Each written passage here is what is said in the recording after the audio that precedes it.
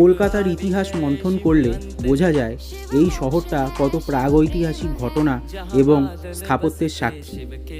আজকে আমি এই ভিডিওতে খোঁজ দেব তেমনই এক প্রাগৈতিহাসিক দেবালয়।